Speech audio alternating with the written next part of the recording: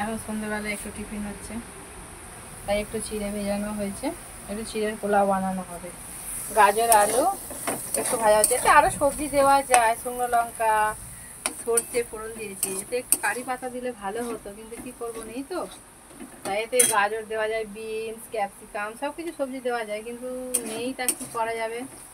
এখন এই দিয়েই করা হোক, আমার ছেলেটা এটাতেই ভালোবাসে। এবার একটা ডিম ভেঙে দেবো, অনেকে দিতেও পারে, ডিমটা মানে অপশনাল, আপনি দিতেও পারেন নাও দিতে পারেন। চিড়েটা দিয়ে দিলাম, চিড়েটা একটু ভিজে ছিল, দিয়ে দিলাম, একটু শুকনো, আরও একটু শুকনো হতো। এবারে চিড়েটা দিয়ে একটু নাড়াচাড়া করব, দিয়ে একটু ঘি দিয়ে আর নামিয়ে নেব। দেখতে থাকুন। এবার একটু চিনি দিয়ে দেবো, পোলাও তো যেহেতু একটু মিষ্টি মিষ্টি হবে।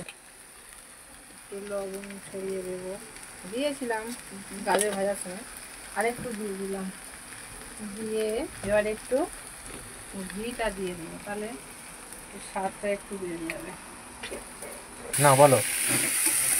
এবার নাড়াচাড়া করতে হবে, খানিকক্ষণ নাড়াচাড়া করে। দেখুন বন্ধুরা, বানিয়েছি, অতটা ভালো না হলেও তবে ভালো লাগবে খেতে। মুখে দিয়ে দে, বন্ধুর জন্য, বাচ্চাদের জন্য একদম পারফেক্ট। আপনারা একটু করে খেয়ে দেখবেন।